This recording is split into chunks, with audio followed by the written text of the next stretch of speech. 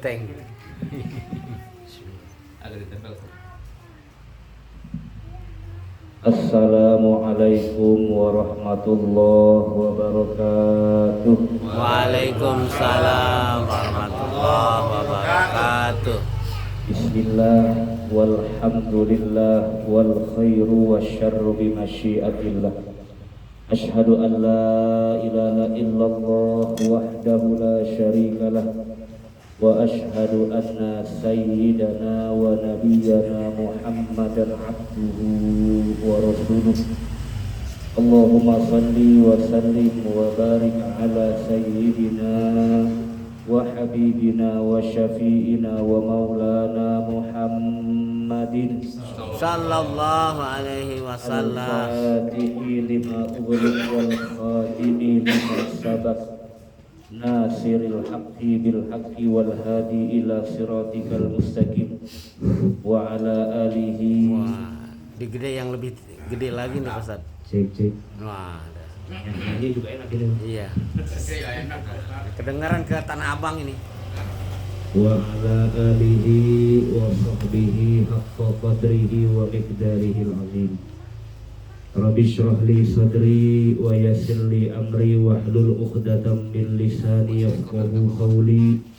Rabbi zidna ilman nafi'a warzuqna fahman jayyida fil laili wan nahar. Allahumma faqihna fid din wa 'allimna ta'wil. Bismillahilladzi la yadurru ma'asmihi syai'un fil ardi wala fis samaa'i wa huwas samii'ul 'aliim. A'udzu bi kalimatillah tammati min syarri ma khalaq. Amma ba'd. Faqad qala Allah ta'ala fi muhkami tanzilihi a'udzu billahi minasy syaithanir rajim. Bismillahirrahmanirrahim. Walladzina jahadu fina lanahdiyannahum subulana. Wa qala Rasulullah sallallahu alaihi wa alihi wa sahbihi wasallam, idza marartum bi riyadil jannah farta'u wa ma riyadul jannah ya Rasulullah qala bila buktika sadaqallahu alaihi. Para jamaah sekalian, jamaah ngaji keliling dan juga warga RW 03 RW 03 yang sangat saya hormati, para sepuh, para tokoh masyarakat, para hujat, para asatidz, wabil khusus sahibul bait yang rumahnya malam hari ini digunakan untuk tempat kebaikan yaitu thalabul ilmi. Mudah-mudahan duduknya kita di majelis ilmu pada malam hari ini dicatat sebagai nilai ibadah oleh Allah Subhanahu wa taala. Allah ampuni dosa-dosa kita dan juga Allah berikan kita ilmu yang bermanfaat. Amin ya rabbal alamin. Segenap jajaran pengurus Dewan Kemakmuran Masjid Tuba yang masih istiqomah, mudah-mudahan senantiasa diberikan keistiqomahan oleh Allah untuk selalu menuntut ilmu di jalan Allah, karena memang tidak ada ganjaran bagi orang-orang thalabul ilmi kecuali sa'alallahu lahu thariqan ilal jannah, dibukakan jalan lapang menuju surganya Allah Subhanahu wa taala. Amin. Kita bersyukur kepada Allah Subhanahu wa taala. Salam yang selalu kita lantunkan kepada junjungan alam Nabi besar Muhammad Sallallahu alaihi wasallam. Para jamaah sekalian yang dirahmati Allah, mari kita awali ta'lim kita dengan membaca Ummul Quran suratul Fatihah. Semoga apa yang menjadi niat kita datang dari rumah, apa yang menjadi maksud kita datang dari rumah ke tempat beliau, ke tempat sahibul bait untuk thalabul ilmi.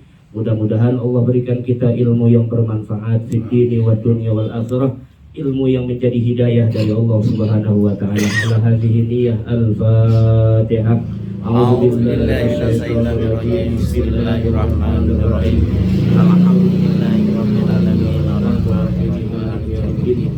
Iyyaka na'budu wa iyyaka nasta'in ihdinas siratal mustaqim.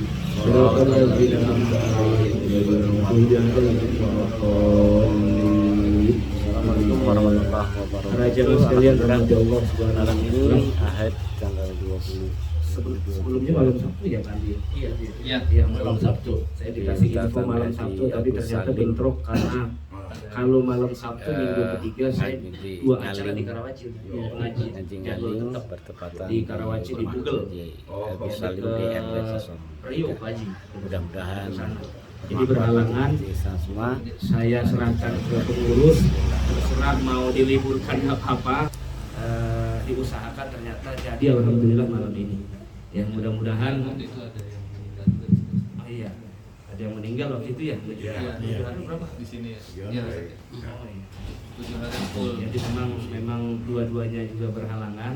Ya, tapi alhamdulillah atas izin Allah Subhanahu wa taala bisa bermuajahah silaturahim malam ini dengan niat yang baik loh Pak. Ada orang nongkrong kan cuma minum kopi doang sampai teler ada.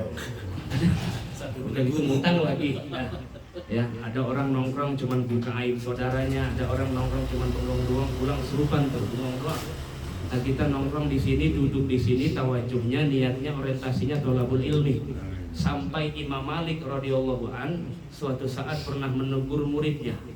Ini Imam Malik lagi ngajar Pak, muridnya bangun, ditegur. Ya waladi, wahai anakku, maza fa'al, apa yang engkau pengen kerjakan? Sedangkan majelis ini belum selesai, ilmu ini belum beres saya sampaikan. Kok udah bangun aja? Jawaban jawaban muridnya Imam Malik, saya pengen sholat zuhur awal waktu. Oh. Sebetulnya jawaban begini nggak etis, nggak ada baca depan guru gitu ya. Seolah-olah kayak guru nggak paham gitu keutamaan sholat awal waktu. Dijawab dengan tegas oleh gurunya Imam Malik, ya anakku, menuntut ilmu itu pahalanya jauh lebih besar dari hanya sekedar sholat awal waktu. Kenapa? Karena sholat awal waktu itu hukumnya sunnah, waktul fadilah, yang pardunya sholatnya Pak. Kalau sholatnya pardu, tapi kalau sholat awal waktunya itu sunnah min sunani Rasulillah Sallallahu Alaihi Wasallam. Sedangkan nuntut ilmu hukumnya fardu ain, sama seperti hukum sholat fardu. Tidak mungkin yang fardu dikalahkan dengan yang sunnah. Maka nggak bisa dibandingkan hanya sekedar yang sunnah mengalahkan wajibnya thalabul ilmi. Maka bapak-bapak saat ini duduk di majelis ilmu itu pahalanya melebihi orang yang bangun malam, melebihi orang yang banyak rakaat duhanya, melebihi orang yang banyak sedekah subuh. Bapak duduk di majelis ilmu walaupun kadang-kadang rada-rada manggut-manggut dikit, ini kopinya belum diseduh. Kopi. Udah kode tuh tadi dikit. Kode Pak Agur, kode. Tenang Balsa. Saya bilang ini warga sini deket Masjid Kebun luar biasa nih, ngaji malam Senin loh Pak. Biasanya malam Senin kan malam teler Pak, karena besoknya mau kerja pagi-pagi. Lo ini ngaji loh, berarti pahalanya luar biasa itu. Maka kata Imam Ibnu Rajab, pahala ibadah yang paling tinggi di hadapan Allah adalah beribadah di waktu yang banyak orang itu enggan ibadah. Malas ya. Malas. Umumnya nih manusia malas ibadah, tapi kita pakai waktu itu buat ibadah. Nah itu pahalanya yudha'a fihi ajru amalil abdi. Pahalanya dilipat gandakan oleh Allah Subhanahu wa taala. Biasa minggu weekend ngajak keluarga ke sana sini, pasar malam situ penuh banget tadi tuh. Dekat Narita tuh. Ya Masya Allah. Nah ini kita malah ngaji loh Bang. Niat, kalau niatnya benar ya. Niatnya karena melihat gituan lagi nih. Dan udah ada yang hilang satu tuh. Di kantong coba periksa. Ya, jadi karena insyahatin niat, kalau niatnya benar lurus thalabul ilmi, insya Allah itu hal-hal yang sunnah kalah semua Pak dengan niat thalabul ilmi di hadapan Allah Subhanahu wa taala. Niatnya cuma satu sebetulnya Pak. Rumusnya kenapa harus nuntut ilmu? Tidak mungkin ibadah itu diterima Allah tanpa ilmu. Bapak sholat capek-capek, sujud capek-capek, zakat capek-capek, pergi haji apalagi nggak manasik keder Pak. Karena ada hadis Nabi, khuzu anni manasikakum. Lihatlah bagaimana manasik saya. Orang tawaf tuh puternya bagaimana, antar aja muternya terbalik lagi gitu. Nanti sa'inya jalannya bagaimana, prakteknya bagaimana, itu sudah diatur oleh Allah dan Rasulnya. Maka kalau ibadah yang tanpa ilmu, mardud, ditolak oleh Allah Subhanahu wa ta'ala. Maka saya lebih senang orang-orang yang rajin nuntut ilmu daripada orang yang rajin salah sunnah.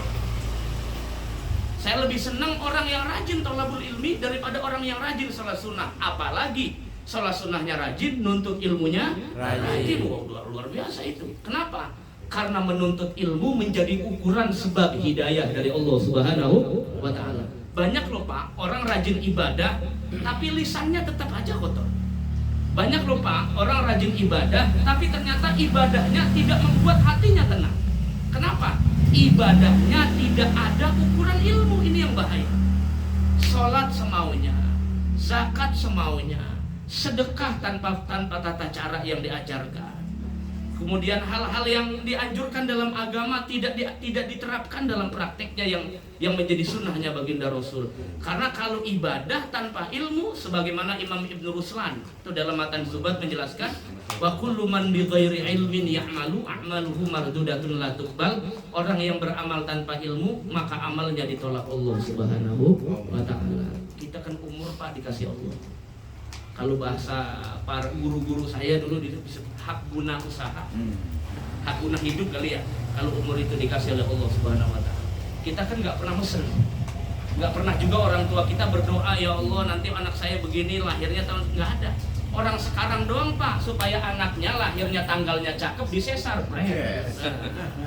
supaya anaknya tanggal lahirnya bagus. Kalau orang dulu kan enggak seperti itu, makanya lahirnya lancar-lancar. Sekarang saya juga nggak tahu, udah disesar mulu bikin juga gitu. Saya juga bingung gitu. Ya tapi sebanyak-banyaknya orang sekarang kayak orang dulu. Pokoknya kalau orang dulu the best lah. Saya dulu pernah belajar mata kuliah Pak. Judul mata kuliahnya itu At-Tarbiyatul Asriyah Al-Qadimah. Karena S1 saya dulu kan setaraf dengan Al-Azhar Mesir.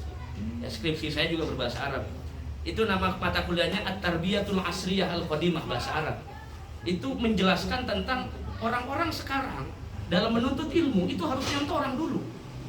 Makanya kita di kampung begitu, lu lihat ngkong lu tong, begitu. Saya makan orang sini asli Pak Cipon. Lu lihat nyai lu no, dia kata. Lu kalau pengen rumah tangga akur, lu lihat orang tua lu bagaimana, dia kata. Namanya beda mah cekcok mah ada. Kalau bini lagi khutbah Jumat di rumah diam aja udah, jangan ditimpalin lagi, ajak ke tukang emas ke pasar anyar terus tinggal diam.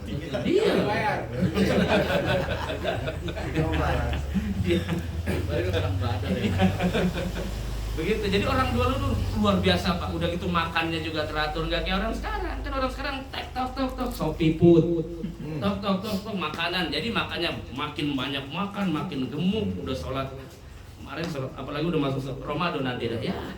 Paling pertama doang masjid penuh, ntar hari kedua, ketiga penuhnya di pasar, di warkop. Sampai imamnya bingung, si salam sampai ke belakang mana jamaah gua aja gak ada pada kabur semua. Dikata ntar mau Idul Fitri rame tuh, yang kagak pernah Jumatan Idul Fitri datang, pada Jakarta aja beli baju baru. Masya Allah Rabbi, ini supaya ibadah tahu ilmunya Pak. Nanti terangsang melaksanakan perbuatan kebaikan. Kenapa orang gak tertarik jamaah? Yang gak tahu ilmunya. Coba kalau tahu ilmunya, sholat di rumah sendirian, pahalanya cuma 1.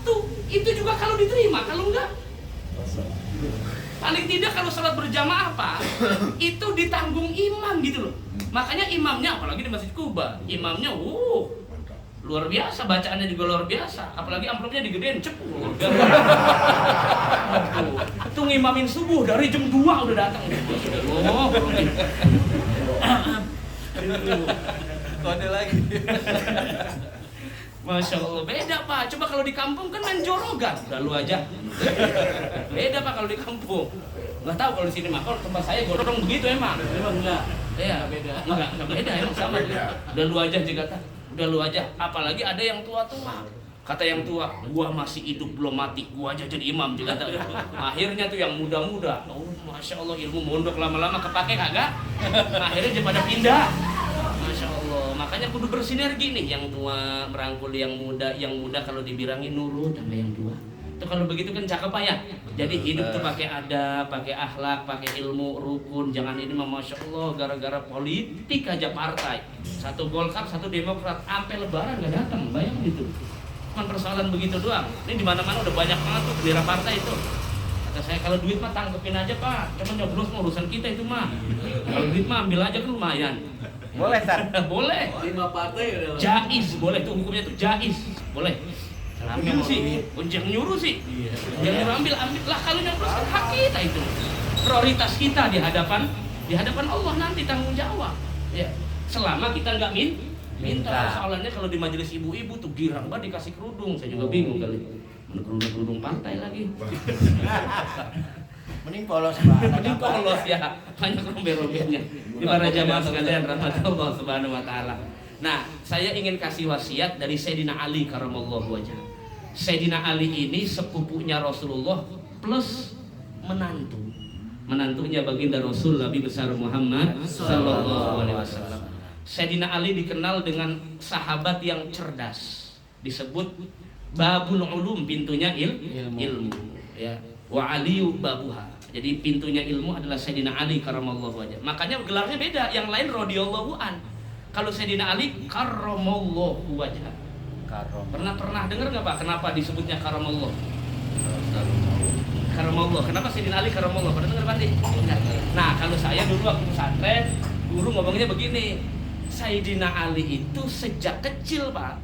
Kan Sayyidina Ali satu-satunya sahabat yang nggak pernah murtad, nggak pernah kafir. Kalau yang tiga Abu Bakar, Umar, Utsman itu kafir dulu baru Islam. Kalau Sayyidina Ali enggak, dari kecil udah ittiba ngikutin Rasulullah, jadi enggak pernah mengalami kekafiran. Tapi kalau guru kita dulu di pesantren nih Tong, dikata kenapa Sayyidina Ali gelarnya karamallah, apalagi kalau bilang tarawih dikata kan kedengeran banget tuh. Karamallahu wajah, karena Sayyidina Ali enggak pernah ngelihat kemaluannya sendiri. Enggak pernah ngelihat kemaluannya sendiri, mau cebok, istinja, mau ngapain, mau mandi hadas atau mandi sunnah atau apa saja, mau ke kamar mandi, nggak pernah ngelihat kemaluannya sendiri. Kalau kita Dilihatin terus. Foto lagi ntar. Nah, kalau Sayyidina Ali nggak pernah Pak. Sayyidina Ali itu nggak pernah melihat kemaluannya, nggak pernah melihat. Makanya dimuliakan Allah, itu satu. Pendapat yang kedua, yang tadi saya sebutkan, Sayyidina Ali dari kecil tidak pernah mengalami masa kafir. Karena dari kecil sudah ngikut Nabi besar Muhammad sallallahu alaihi wasallam, sudah beriman kepada Rasulullah. Maka gelarnya beda, karramallahu wajah. Sayyidina Utsman gelarnya Zunnurain. Zunnurain itu artinya orang yang punya dua cahaya. Kenapa? Karena kawin sama anaknya Rasul dua orang. Itu. Kita kawin sama siapa kita? Sebenarnya pengen sih bentar. Sayyidina Ali karamallahu wajah. Apa kata beliau? Ada 6 wasiat nih buat kita nih Pak, buat kita. Yang pertama, man amila Yang pertama, man arafallah fa ata'ah. Orang yang kenal Allah pasti taat. Idealnya begitu. Jadi kalau ada orang yang belum tertarik ngaji, belum tertarik sedekah subuh, belum tertarik sholat jamaah, berarti belum kenal Allah itu. Kalau bilang saya kenal Pak Ustaz, goroh namanya kalau bahasa orang goroh. Kagak kenal enggak sebetulnya mah enggak kenal. Bohong ya goroh. Kagak kenal enggak? Goroh. Bener kan goroh Pak ya? Iya goroh. Wah itu lebih jadul lagi kayaknya itu. Nah, orang yang kenal Allah pasti akan taat kepada Allah Subhanahu wa ta'ala. Itu yang tadi saya bilang, kalau orang tahu sholat berjamaah pahalanya luar biasa, pasti akan tertarik datang ke masjid. Tapi kalau orang nggak tahu Pak, jangankan yang jauh, yang rumahnya nempel sama masjid aja nggak ke masjid Pak. Kenapa? Soal ilmu itu yang saya bilang tadi, ilmu itu hidayah Allah Pak. Enggak semua orang tuh diberikan istimewa bisa duduk di majelis ilmu, enggak semua. Ya saat ini aja dah nih, coba dah hitung absen. Padahal kan banyak. Tapi makanya saya bilang orang-orang yang duduk di majelis ilmu, orang-orang yang dimuliakan Allah Subhanahu wa ta'ala, itu di pilihan-pilihan Allah Subhanahu wa ta'ala. Orang yang kenal Allah mudah melakukan kebaikan, mudah bersedekah, mudah sholat berjamaah, mudah menyantuni anak yatim, mudah silaturahim. Kenapa? Karena kenal Allah. Ada orang yang nanya bertahun-tahun, dan Ustaz, saya ini udah balik bertahun-tahun nih ya, orang umurnya udah tuaan. Saya ini balik udah bertahun-tahun mukhalaf katanya Ustaz. Cuman saya nggak pernah merasakan kalau sujud itu tuh nikmatnya bagaimana itu. Saya bilang kenikmatan ibadah tuh kan personal ya. Artinya begini, si A dengan si B nggak mungkin sama nikmatnya Pak, nggak mungkin disamakan. Jadi pengalaman spiritual itu diberikan Allah berbeda-beda. Ada orang yang ketika pergi ke Mekah pertama ngelihat Ka'bah sedih ada yang girang, ada sedih enggak. Ada yang biasa saja jika oh begini, udah begitu aja. Jadi pengalaman rohaninya beda-beda, nggak sama. Ada orang pertama lewat makam Rasulullah di Masjid Nabawi bergetar hatinya ada. Ada yang ngelihat oh begini, biasa aja ada. Nah itu yang disebut Imam Ghazali, kalau pengalaman ibadah yang nikmat itu nggak bisa diucap. Sekalipun Bapak ucap, nanti malah tertipu. Itu yang tadi saya sampaikan di pagi di Masjid Kuba itu. Jadi nikmati saja sudah, nggak usah diucap. Kalau memang benar Bapak rasakan dalam hati, la yatakallam, jangan dibicarakan. Takutnya nanti malah diplesetkan jadi was-wasnya setan. Malah ujub dengan ibadah gitu loh. Makanya saya bilang yang paling susah itu berobat hati daripada berobat fisik. Tinggal ke klinik Banjar aja kalau fisik. Tapi kalau hati Pak, Bapak datang ke klinik Banjar misalnya atau rumah sakit Sari Asih itu Cipondo. Pak dokter, saya ini hati saya sakit juga. Kata dokter, hati jantung Pak. Kalau jantung ke spesialis no. Bukan, ini mah hati. Saya kayak kalau pagi-pagi ngeliat tetangga bawa mobil baru tuh saya beli tolakan cair gitu. Atau beli bodrek lah, panadol lah. Lah tetangganya yang punya duit dia yang buyang. Itu kadang-kadang ya itu berarti ada dengkinya Pak, ada penyakit. Nah penyakit itu susah Pak, mohon maaf. Meskipun rajin sholat, meskipun rajin puasa, kalau hatinya sudah kena penyakit, itu bisa ke bawah sampai alam kubur kalau tidak tobat kepada Allah Subhanahu wa Ta'ala. Dan itu sudah banyak kejadian, sudah banyak. Kok rajin ke masjid, tahu-tahu pas wafatnya susah matinya, su'ul khotimah. Makanya saya bilang, saya susah menerka orang tuh baik di dunia atau tidak. Kenapa Pak? Yang hari ini baik, besok belum tentu baik. Itu maksudnya. Yang saat ini tidak sholat, besok bisa jadi orang yang paling rajin sholat. Kenapa? Karena dunia ini begitu. Kalau pengen di alam yang konsisten nanti di hadapan Allah Subhanahu wa Ta'ala, surga ya semuanya berbuat baik, nggak ada berbuat buruk di surga. Di neraka ya semuanya yang berbuat buruk, nggak ada yang berbuat kebaikan ada di neraka. Tapi kalau di dunia nggak bisa begitu Pak. Pernah dengar Bapak cerita pelacur yang malah masuk surga, tapi ahli ibadah yang malah dijeblosin ke neraka? Nah itu maksud saya. Jadi nggak bisa di dunia itu kita memastikan nih orang pasti baik. Jangan Pak, tarik lagi tuh omongan. Bisa tahu besok jadi nggak baik dia. Selama di dunia seperti itu. Makanya kita yang belum mampu mengajak, begitu. Bukan merasa benar atau bukan merasa lebih baik, tapi mengajak. Itulah yang diajarkan oleh Rasulullah, bahwa kita disebut sebagai agama dakwah, agama yang mengajak. Ud'u ila sabili rabbika bil hikmah wal mau'izatil hasanah wajadilhum billati hiya ahsan.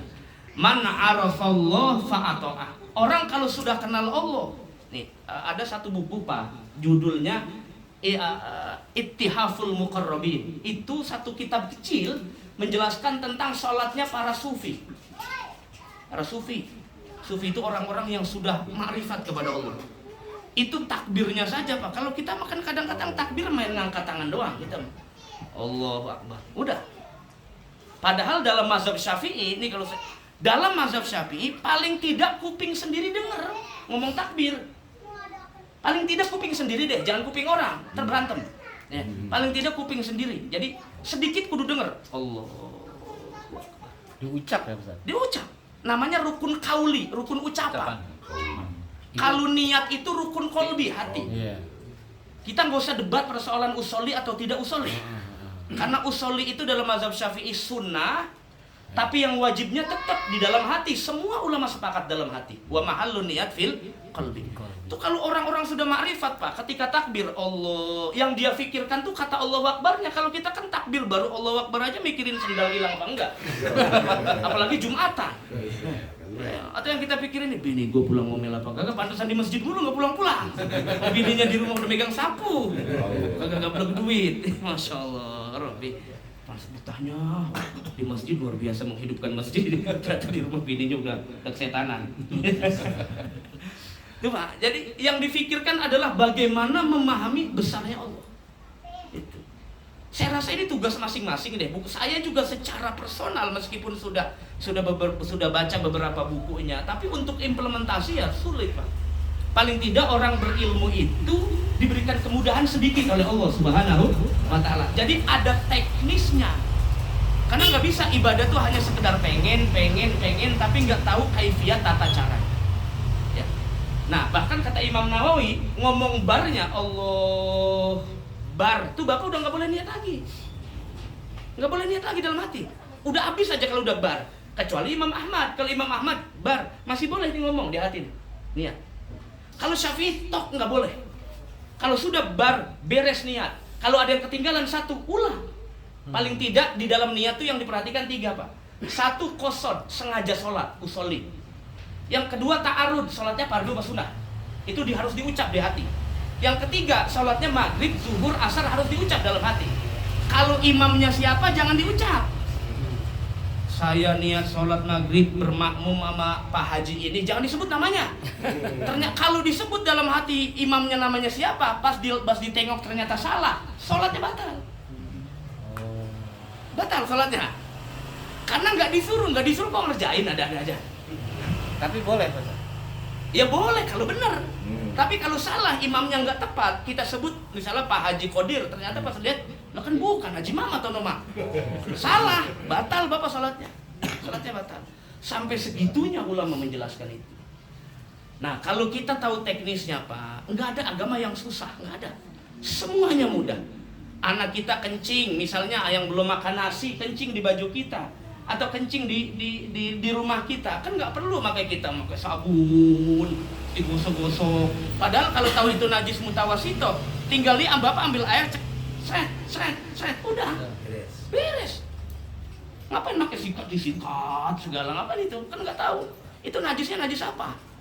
Itu konsep fikih yang diajarkan oleh para ulama sesuai dengan rumusan Al-Quran dan Sunnah. Itu para jamaah sekalian rahmati Allah Subhanahu wa taala. Orang semakin kenal Allah tuh sholatnya semakin lama.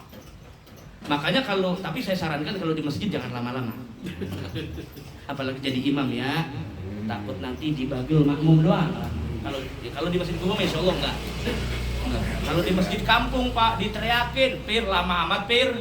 Begitu, apalagi salat raweh. Disupir lama amat ya ngimamin tarawih. Karena kalau di kampung mah nyari musola dan masjid tercepat. Kalau perlu jam 8:01 udah selesai sama witir. Ya. Makanya kalau di tempat saya itu di Gondrong yang terkenal masjid paling tua tuh Masjid Al-Islah. Nah itu Pak jam 8 kurang dikit udah selesai sama wiri dan witir, udah selesai. Bagaimana orang gak girang sholat di situ. Tapi kalau sholat di pondok saya, di pondok pesantren Darul Amanah, Masjid Baitur Rahim, selesainya paling tidak jam 8:20. Rapih semuanya, kan namanya sholat tarawih, sholat istirahat ya Pak. Masa sholat tarawih kayak kuda-kuda maling, bagaimana? Allah Akbar, Allah Akbar, Allah Akbar, Allah Akbar. Kasihan yang aki-aki, umurnya udah pada loncer. Kasihan. Yang muda-muda juga nanti ngos-ngosan, malah ampeg.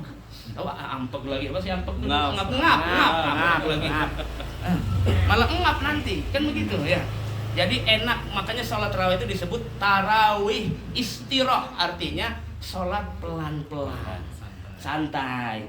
Kalau udah 4 rakaat 2 salam baca istighfar, astagfirullahaladzim. Saya juga nggak tahu apa buka puasanya semeja kali jam makan. Jadi 2 rakaat bawaannya pengen nyender apa pulang aja. Pengen sendawa mulu sendawa. Lama amat mama sampai begitu ditambah. Apalagi amin salat apa doa ininya Pak, doa kamilin. Allahumma ja'alna bil imani kafilin walil faraidika muaddin. Itu aminnya beda tuh jamaah. Ben lama amat sampai ada tambahannya begitu. Beda. Ya, ini para jamaah sekalian rahmati Allah Subhanahu wa taala. Jadi kalau tahu teknis juknisnya ibadah tuh mudah, nggak ada yang sulit. Orang kalau sudah kenal Allah, mudah taat kepada Allah Subhanahu wa taala. Kenapa orang nggak tertarik ngaji? Orang nggak tertarik zikir, orang nggak tertarik sedekah, belum kenal Allah. Cuman iman doang, kenal belum? Namanya iman bi ghairi ma'rifat, iman tanpa kenal Allah Subhanahu wa taala. Pertanyaannya, bagaimana cara kenal Allah? Sering duduk di majelis ilmu, bukan sering duduk di pos kamling, bukan main catur lagi sampai subuh. Ya. Mancing di Danau Cipondo sampai subuh, ketelan ikan di demit. Saya mah nggak tahu sih orang yang senang mancing kan punya dalil dewek Pak ya, jadi susah dibantah juga. Tapi kata orang dulu mah tong, jika kalau punya hobi jangan mancing apa kayak orang kagak punya gawean, dikata mendingan lu ke pasar beli ikannya langsung jadi daripada lu mancing ya. Jika itu hiburannya begitu ya sama kayak orang ngerokok kan punya dalil dewek, susah dibantah juga. Apalagi saya juga. Habis susah Pak, saya punya kitab judulnya tentang hukum rokok. Ada kan? Ada khusus. Saya punya kitab khusus namanya apa ya namanya? Itu karangan Kiai Haji Ihsan Jampes. Ihsan Jampes itu orang Kediri. Allah yarham. Khusus membahas tentang hukum ngopi dan rokok. Kan rokok satu-satu. pusat di Kediri pusatnya kan. Wah iya. Jadi apalagi Kiai Bapak tahu mualim Kiai Syafi'i Hazami Jakarta, Gandaria City. Itu kalau belum nggak bisa buka kitab ngajar kalau belum merokok dulu. Jadi harus ngelepus dulu baru buka qolal muallif rahimahullah. Baru keluar tuh ilmunya. Kalau enggak mandek ilmunya mandek. Nyangkut. Enggak keluar aja omongan tuh enggak keluar. Masya Allah. Jadi ada orang yang tirakatnya begitu Pak, ada. Ya, yang kagak juga ada banyak juga. Masuk Pak Iwan. Ya. Nah itu. Yang kedua, wa arafa syaiton fa'asah. Orang kalau kenal setan pasti dijauhin. Itu kata Sayyidina Ali. Ini kok orang udah tahu kenal setan musuhnya malah dijadiin temen. Ya, malah dijadiin temen. Orang kalau kenal siapa setan itu musuhnya Allah, musuhnya Rasul, maka dijauhi. Fa'asahu, maka dia akan durhaka kepada setan. Karena dalam Al-Quran inna syaitona lakum aduwwum mubin. Setan itu musuhmu yang paling nyata. Jadi jangan pernah bertransaksi, berteman dengan setan. Jangan. Saya ingatkan ini yang paling banyak penyakitnya nih Pak. Orang tuh banyak ngikutin setan dalam dua hal. Satu sholat, dua wudu. Ngikutin setan.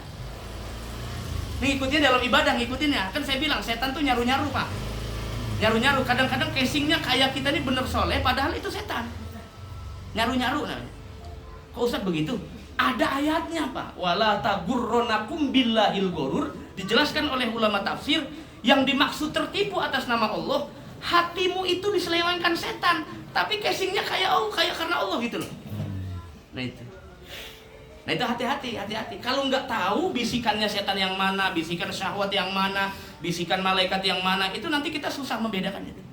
Jadi terjerumus kepada bisikan setan. Kenapa? Saya waktu ngajar di Karawaci ada ustadz nanya ke saya, ini muridnya Buya Uci, Allah yarham. Ya, nanya ke saya, Ustadz, saya pernah ketemu orang aja kata tuh wudhunya setengah jam baru selesai. Wudunya doang, belum sholat. Wudhunya doang setengah jam baru selesai. Itu langsung saya jawab, wah ini mah fix penyakit was-was. Was-was itu alasannya cuma satu Pak, ngikutin setan, nggak ada yang lain. Kan setannya nggak nampak, ya di hatinya itu. Bisikan setan diikuti. Jadi baru ngusap muka nih, baru ngusap muka udah niat, saya niat berwudu. Dalam hati ngomong, belum sempurna basuh lagi. Belum sempurna basuh lagi. Belum sempurna basuh lagi. Padahal yang disuruh berapa? 3 kan? 1 wajib, 2 sunnah. Kenapa lebih dari 3? Kalau 3 ngikutin Nabi, lebih dari 3 ngikutin setan Pak. Itu diulang terus, akhirnya was. Setengah jam baru selesai wudu, bayangin. Ada lagi orang yang sudah akut was-wasnya. Kalau dengar azan, tuh tukang azannya bisa dicekek Pak. Kenapa dicekek? Dia kata, jangan azan, gua takut kalau sholat nggak sah. Itu penyakit was-was sampai segitunya. Itu bahaya sekali kalau ngikutin setan. Pokoknya di mana ada azan dia pasti marah itu. Itu kalau was-was sudah masuk ke dalam hati. Makanya setiap mau wudu, setiap mau ibadah itu mohon kepada Allah Pak. Ya Allahumma inni a'udzubika min hamazatis syayatin, atau a'udzubika limatillahi tamati min syarri ma khalaq, atau a'udzubillahi minasyaitonir rajim. Baca qul a'udzu birabbin nas, baca dulu sebelum sholat supaya nanti setan gak gampang goda kita. Bapak pernah lihat nggak orang sholat takbirnya nggak jadi-jadi? Iya. Nah itu was-was namanya Pak. Ngikutin bisikan setan. Padahal makan tinggal Allahu Akbar doang, niat dalam hati udah, bar aja udah jadi. Kenapa diulang-ulang? Belum tetap katanya, belum tetap. Oh belum sempurna katanya. Padahal itu setan lagi bikin begitu supaya dia nggak ibadah Pak. Karena setan tuh tugasnya cuma satu, bagaimana caranya Bani Adam ini nggak ada yang sholat. Bagaimana caranya Bani Adam ini nggak ada yang ngambil air wudhu. Mereka jadi teman saya di neraka. Tujuannya begitu. Akhirnya fobia sama sholat, takut sama wudhu, takut sama zikir, takut sama. Nah itu setan tuh bermainnya begitu dalam hati manusia. Waliyadzubillah min dzalik. Bisikan setan lebih dahsyat itu. Ya, kenapa? Karena nggak kelihatan Pak masuknya dalam hati manusia. Nah, yang ketiga kata Sayyidina Ali, man arafal haq fattabi'ah. Orang yang tahu kebenaran pasti akan dikerjakan, diikuti. Makanya ada doanya, Allahumma arinal haqqa haqqa warzuqna ittiba'ah wa arinal batila batila warzuqna ijtinabah. Orang kalau kenal mana kebaikan, mana keburukan, yang baik diikutin, yang buruk ditinggalkan. Jadi hidup ini ada rambu-rambunya Pak. Seperti kita di jalan aja, ada merah, kuning, hijau, merah berhenti, hijau jalan, kuning hati-hati gitu. Ya. Jadi hidup tuh harus ada, selama di dunia pasti ada rambu-rambunya. Mana kebaikan ikutin, mana keburukan tinggalkan. Wa arafal batil fattaqo. Orang yang tahu kebatilan jangan diikuti. Sudah tahu batil, kok diikuti? Jangan. Tapi dijauhi, itu kaidahnya. Di mana ada kebaikan ikutin, di mana ada keburukan dijauhkan. Itu sesuai kaidah yang disabdakan oleh Nabi besar Muhammad sallallahu alaihi wasallam. Apa itu? Wa manahaitukum anhu fajtanibu, begitu kata Nabi. Apa yang aku larang jauhi. Semaksimal mungkin jauhi. Wa ma amartukum bihi fa'tu minhu masatautum. Apa yang aku perintah kerjakan semampumu. Jadi sebetulnya ibadah yang paling tinggi itu apa, Pak? Ninggalin maksiat, Pak. Bukan taat, bukan. Ibadah yang paling tinggi itu ninggalin maksiat, bukan ngerjain sholat, bukan ngerjain taat, bukan. Makanya ada orang tuh masuk surga, Pak, karena banyak ninggalin maksiat, bukan banyak ibadah. Ibadahnya yang fardu mah tetap nggak ditinggal, karena itu mah kewajibannya. Ibadah sunnahnya nggak banyak, singkat-singkat saja, paling rawatibnya yang sunnah, yang muakkadah saja. Kan yang muakkadah kayak ba'diyah maghrib muakkad, qobliyahnya enggak ya, enggak muakkad. Ba'diyah isya muakkad. Kemudian qobliyah asar tuh muakkad 4 rakaat boleh 1 salam. 4 rakaat langsung dibabat 1 salam boleh. Qobliyah asar. Salat duha juga 4 rakaat dibabat 1 salam juga boleh. Ternyata amal yang paling baik di hadapan Allah adalah meninggalkan maksiat. Kenapa begitu? Orang tuh ninggalin maksiat pasti karena takut Allah. Tapi orang ngerjain taat belum tentu karena takut Allah, Pak. Bisa tahu munafik. Betul nggak? Nah, orang itu ninggalin maksiat pasti karena takut Allah, Pak. Tapi tidak semua orang ngerjain taat karena takut Allah. Bisa juga orang ngerjain taat karena ditegur ustadznya nggak ke masjid. Ente ngapa ke masjid? Wah, kemarin DKM lewat depan rumah, nggak enak. Begitu. Jadi alasannya bukan karena takut Allah. Ente ngapa sholat khusyuk banget? Lah mertua gua lagi nginep. Jadi begitu maksudnya. Enggak semuanya karena Allah. Tapi orang itu meninggalkan maksiat itu betul-betul karena tulus iman kepada Allah Subhanahu wa ta'ala. Itu yang susah itu, Pak, yang sulit. Makanya kita selalu kalau doa tuh habis sholat tuh ada doa buntut tuh. Doa buntut yang wa'fu anna ya karim, wa'fu anna ya rahman, Allahumma bihaqil Fatihah. Atau Allahumma ahdina bil iman. Ya Allah, saya pagi ini beriman, belum tentu esok beriman. Saya siang ini beriman, belum tentu sorenya saya beriman. Jadi gak ada yang bisa jamin iman kita di hadapan Allah Subhanahu wa ta'ala kecuali kitanya yang betul-betul minta kepada Allah Subhanahu wa ta'ala. Yang terakhir, man arafad dunya farafadha. Orang kalau sudah tahu dunia ini kacau, bukan kacau sih sebetulnya, dunia ini tempat manipulatif, maka pasti ditolak. Nah, ini saya sampein begini, jika tak begini, Pak, kalau begitu kita nggak boleh kerja dong, Ustaz. Bukan kagak boleh kerja, nanti susah, nggak punya duit, puyeng juga pala, itu kan. Bukan kerja silakan, cari nafkah silakan yang dihalalkan Allah, tapi jangan masuk ke hati. Itu maksudnya begitu doang Nabi bilangnya. Yang dipengen Allah tuh begitu, silakan cari dunia supaya buat modal akhirat. Bukan cari dunia karena cinta. Nah, itu yang salah. Cari dunia buat modal akhirat, bukan karena cari dunia karena cinta. Makanya untuk ngetes kita betul-betul cinta apa dunia apa enggak, apa? Bapak pernah ngeliat enggak kalau orang yang dianggap wali-wali Allah tuh sering buang duit ke laut? Nah, ini cerita-cerita di pesantren, Pak. Dulu di pesantren, saya kan nggak pernah ke Jawa sebetulnya, kalau mondok nggak pernah. Saya paling ke daerah Jawa Barat atau di Kulon aja, di Banten. Ya, karena sampai ada bahasa kaidah begini, Ustaz. Orang kalau udah ngaji ke Banten nggak perlu ke Jawa. Tapi orang Jawa nggak pernah ngaji ke Banten, rada kurang berkahnya. Kenapa? Karena kitab-kitab Syekh Nawawi dibaca semua. Syekh Nawawi itu orang Tanara, Banten, Serang. Keberkahannya ada di Kulon, begitu kira-kira. Ada di Banten. Jadi makanya santri Jawa tuh paling tidak 1-2 bulan tuh kudu duduk di kobong di pesantren Banten lah, Baraja, Serang, Tangerang, apa aja yang penting Banten lah. Kira-kira begitu. Tapi guru-guru saya banyak dari Tegalrejo, ya sanadnya ke Tegalrejo, ke Lirboyo, ya ke Pelosok juga ada. Nah, begini, ada cerita orang tua waliullah, itu duit 1 koper dibuang, Pak, ke laut. Padahal kan kalau orang waras, ini mohon maaf, kalau orang waras bilangnya begini, kenapa nggak buat sedekah? Kan begitu Pak. Iya kan? Kenapa nggak buat nyantunin anak yatim? Apalagi nyantunin janda umur 20. Rame ya. Bening banget lagi itu. Ya kan?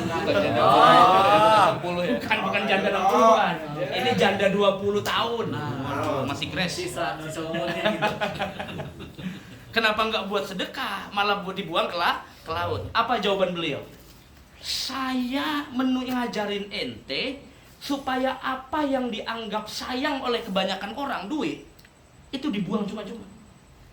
Kenapa? Kalau dikasih sedekah masih ada celah ria di sini. Ujub juga. Nah, ujub juga masih ada celah di hati. Tapi kalau sudah dibuang di laut, di situ uji keimanannya coba. Betul-betul cinta dunia apa cinta Allah? Makanya wali-wali itu kadang-kadang ibadahnya nggak mainstream kayak kita, Pak. Kelihatannya kayak kok sholat begitu doang gitu loh. Kita ini yang ngaji lama-lama zikir sampai 3 jam tapi nggak terbang-terbang gitu loh. Ya. Atau puasa udah Senin Kemis, puasa Daud segala macam tapi kok masih begitu kan. Makanya itu etika husnuzon dalam agama tuh begitu, ya. Orang para wali itu nggak suka menunjukkan amal zahir, nggak suka. Kalau bisa disembunyikan ibadahnya. Dia hanya pengen dinilai Allah, bukan dinilai makhluk. Kalau kita nih masih pengen dinilai masih pengen. Termasuk saya kali ya, astagfirullahaladzim. Itu tadi saya sampaikan di Masjid Kuba, Imam Fudail bin Iyad, itu ulama besar Pak. Fudail bin Iyad, siapa yang nggak kenal? Apa kata beliau? Zaman saya dulu di abad pertama Hijriah, orang banyak mempamerkan amalnya. Mempamerkan amalnya, hum yura'una a'malahum. Mereka mempamerkan amalnya. Nanti di masa yang akan datang setelah generasi saya, banyak orang mamerin amal padahal nggak beramal. Bohong berarti kan? Dusta kan Pak? Nggak sedekah tapi ngakunya sedekah. Ria lagi. Nah itu orang sekarang udah diprediksi, nggak tahu benar apa enggak, tapi ternyata ya udah terjadi banyak. Sama seperti Gus Dur pernah prediksi begitu Pak. Kata Gus Dur dulu tahun 90, nanti suatu saat ada orang nggak pernah mondok, nggak pernah ngaji, nggak pernah belajar kitab, nggak pernah belajar Quran, dipanggil ustaz. Bener nggak? Udah banyak kejadian belum? Banyak. Nggak pernah mondok, gurunya nggak jelas, sanadnya nggak jelas, ngajinya di mana, nahu sorof nggak becus, ngaji tafsir nggak pernah, tahu-tahu baca tafsir. Dan jamaahnya ada dan dipanggil ustad loh Pak. Itu prediksi Gus Dur tahun 90, sekarang udah banyak terjadi. Jadi saya di majelis-majelis mana juga selalu bilang, cari guru yang sanad ilmunya jelas. Bapak boleh, misalnya nih ada yang mau ngajar di masjidku, Bapak Andi, tanya dulu, nggak apa-apa. Pak Ustadz mohon maaf, dulu mondoknya di mana? YouTube. Oh saya bergurunya sama YouTubiah, Torikohnya. Bahaya coba. Dulu mondoknya di mana, gurunya siapa? Tanya, nggak masalah. Meyakinkan kita sebagai murid kan ya, supaya tidak salah guru. Lah kita yang dari kecil udah muslim ngajinya sama mu'alaf, salah apa bener Ustaz? Salah dong. Kenapa mu'alaf baru kemarin masuk Islam diundang ceramah? Harusnya kiai-kiai kita yang ngaji dari kecil Pak, undang, kasihan. Masa diundang cuma diundang buat orang meninggal doang? Kasihan Pak. Mereka yang ilmunya luar biasa susah payah ngaji nuntut thalabul ilmi. Sekarang gara-gara medsos kali ya, saya bukannya kesel Pak, bukan. Saya keselnya sama orang yang nggak menghargai kiai-kiai kita, para habaib kita, para ulama kita, yang nuntut ilmu capek, nuntut ilmu letih, ninggalin keluarga, ninggalin bapak ibunya, tapi pulang kurang dilihat orang. Malah yang dilihat yang baru kemarin sore masuk Islam, karena tampangnya ganteng, diundang ceramah. Bener nggak begitu? Apalagi ibu-ibu, ya paling depan dah, paling depan, ya. Nah itu, ya. Saya rasa di Cipondo pabriknya ustadz dan pabriknya kiai, nggak khawatir kekurangan. Karena saya ngajar di Priuk aja Pak, ditanya ustadz dari mana? Cipondo, masya Allah. Ngapa Cipondo mulu banyak kiai Cilata? Ngapa Cipondo mulu banyak pesantren? Pokoknya Cipondo mau diceleduk, di larangan terkenalnya biangnya santri Cipondo. Jadi kalau masuk ke Cipondo tuh ada angker dikit. Kenapa? Ngomongin hukum parwaid orang tahu, ustadznya. Ngomongin hukum waris orang tahu. Ngomongin hukum muamalat orang tahu, banyak ustadznya, sebelah sana ada kiainya, sebelah sana ada kiainya. Saya kan tinggal di Ciledug Pak, walaupun asli Cipondo, karena istri saya dekat sana. Di Ciledug malah kurang Pak, SDM-nya kurang. Ternyata ada juga pengajar kita, pas saya lihat orang Cipondo yang ngajar di situ. Ya Allah, orang Cipondo di mana-mana kata saya ini. Ngajar ngaji juga buka kitab Andi. Kitab tauhid, kitab fikih diajarin, masya Allah. Makanya bersyukur karena guru masih pada ada, kiai masih pada ada. Adanya pondok pesantren jadi turun rahmat bagi kita semua. Kenapa Pak? Belum tentu kita bisa baca rotib pagi-pagi, belum tentu kita baca Quran pagi-pagi. Itu santri siang malam doain orang tua, pagi santri siang malam itu baca rotibul haddad, rotibul atos. Baca buat orang tuanya, buat warga sekitar supaya dihindari dari bala musibah. Makanya bersyukur sekali. Apalagi Bapak yang pernah baca rotib haddad, itu kalau sekali dibaca Pak, 40 depan belakang sampai itu semuanya dijaga oleh Allah dari musibah. Sekali baca loh Pak. Apalagi bacanya rame-rame, apalagi bisa dawang. Enggak tahu Pak Andi, pernah dibaca? Rotib haddad, rotib atos. Itu mujarab menangkal musibah apapun. Bahkan orang yang sakit Pak Andi dibacain itu zikirnya semua maksur dari hadis Nabi. Dari hadis Nabi, bismillahirrahmanirrahim la yadurru ma'asmihi syai'un fil ardi wala fis sama'i wa huwas samiul alim. Itu zikir-zikir masyhurnya. A'udzu bikalimatillahi tammati min syarri ma khalaq. Ya latif falam yazal ultuf bina fi ma nazal innaka la. Itu rotib semua Pak. Itu semua diajarkan langsung dari Rasulullah melalui hadis. Ada zikir tahlilnya, la ilaha illallah. Diajarin tahan napas. Dulu saya waktu diijazahkan sama guru tahan napas. Tarik napas dulu baru baca la ilaha illallah. Begitu. Itu nanti zikir berefek dengan orang yang sering zikir badannya jarang sakit. Coba deh. Orang yang sering zikir badannya jarang sakit, Pak. Kenapa orang sering penyakitan? 1, enggak demen sholat. 2, sama zikir kagak mau. Coba deh. Bapak dawamin zikir tiap hari, jangan ada yang ditinggal. Kalau lupa kodok, insya Allah nggak gampang sakit. Sampai saya sering dibilang begini Pak Andi, Ustaz Ibnu pagi ngisi, siang ngisi, malam ngisi, kok kagak ambruk ya? Beda, ada amalannya dong. Ya kita ngaji sama kiai kan diselipin juga kalau hatam kita, selipin dibaca ya, begitu. Tapi nggak bisa jalan di atas ini loh bara, itu limbat namanya. saya nggak bisa yang begitu. Nah yang terakhir, wa arafal akhirah fatalabaha. Orang yang senang akhirat tahu bahwa akhirat itu adalah kita bisa ketemu Allah, maka pasti akan dicari. Urusan akhirat adalah yang paling utama. Urusan dunia nomor kedua. Tapi kalau misalnya urusan dunianya sudah mepet boleh kali. Tapi jangan sampai itu bisa menghalangi tujuan kita yang utama. Wal akhiratu khairu wa abqa. Ada lagi wal akhiratu khairul laka minal ula. Jadi akhirat itu first number. Nomor pertama. Yang kedua itu urusan dunia. Nah, kalau itu sudah kita terapkan dalam kehidupan, insya Allah kata Sayyidina Ali, surga jadi tempat kembalinya, neraka haram masuk ke dalam tubuh. Jadi jasadnya itu haram masuk neraka kalau ngikutin yang 6 ini, kata Sayyidina Ali karamallahu wajhah. Ya, kalau ngikutin yang 6 ini, jasadnya wajib masuk surga, jasadnya haram masuk nerakanya Allah Subhanahu wa ta'ala. Itu yang kita ingin Pak. Kita ilmu banyak-banyak juga kan belum ada jaminan masuk surga. Kita juga banyak di sini kiai, banyak pesantren juga belum tentu ada jaminan masuk surga. Tapi kalau kata Imam Syafi'i, wahibbus sholihin walastu minhum. Saya senang dengan orang-orang soleh meskipun saya belum menjadi orang soleh. Saya senang dengan para ulama meskipun saya bukan ulama. Bapak satu aja cinta sama ulama. Nanti entah anak cucu pasti ada yang menjadi penyina, ada yang jadi ulama. Engkong saya tuh tukang pupuk kandang Pak. Engkong saya. Engkong Haji Amsar bin Haji Risin bin Tui bin Bidin bin Adam alaihissalam. Saya nggak tahu ke atasnya udah bin Adam aja. Ya, saya nggak tahu. Engkong saya tuh tukang pupuk kandang, petani, nggak bisa baca tulis. Tapi anaknya nih bapak saya itu disekolahin sampai mondok di Darul Rahman, Jakarta, Syukron Makmur.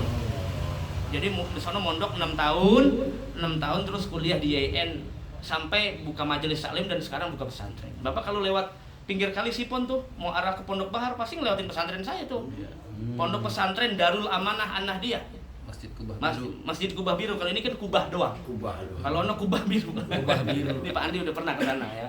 Di pesantren tuh pinggir kali pokoknya di pesantren tuh Darul Amanah Nahdiyah itu pesantren di Cipondo iya. Itu siapa tahu nanti pengen ke Pondok Bahar atau kemana lewat. Ya, nah itu karena jerih payah kakek saya nggak bisa baca tulis. Kakek saya ini senang sama kiai. Di mana aja ada kiai pengen bangun kobong, orang dulu kan ngomongnya kobong itu pasti engkong saya tuh nyumbang pasir, nyumbang semen, nyumbang apa aja yang penting bisa manfaat buat pesantren. Anaknya ketularan. Alhamdulillah. Ya, jadi akhirnya bapak saya mondok 6 tahun, padahal anaknya semua mondok, tapi yang sampai tuntas cuma bapak saya doang. Yang lain mondok 3 tahun berhenti, cuman bapak saya aja yang mondok 6 tahun. Nah, saya begini juga ketularan orang tua. Ketularan. Iya. Orang tua seneng ngaji, ya saya ngaji begitu. Ya. Maka saya dari yang saya pikirin sampai sekarang adalah kalau orang tua bisa didik saya begini, apa saya nanti bisa didik anak saya kayak begitu? Belum tentu bisa. Itu yang dikhawatirkan Imam Hasan Al-Basri. Bapak saya budak tahanan perang, tapi saya jadi waliullah, kata Imam Hasan Basri. Belum tentu anak saya jadi waliullah, bapak saya yang hebat. Nah gitu. Jadi kalau kita senang dengan para ulama, kita senang dengan orang soleh, senang dengan orang berilmu, nanti anaknya jadi syafaat. Ya amin ya rabbal alamin. Wallahu a'lam bishawab. Al-Fatihah. A'udzubillahi minasyaitonir rajim. Bismillahirrahmanirrahim. Alhamdulillahirabbil alamin arrahmanir rahim maliki yaumiddin. Iyyaka na'budu wa iyyaka nasta'in. Ihdinas siratal mustaqim. Shiratal ladzina an'amta 'alaihim ghairil maghdubi 'alaihim waladdallin. Amin. Alhamdulillah, jazakallahu khairan katsiran Ustaz atas kajiannya. Ya,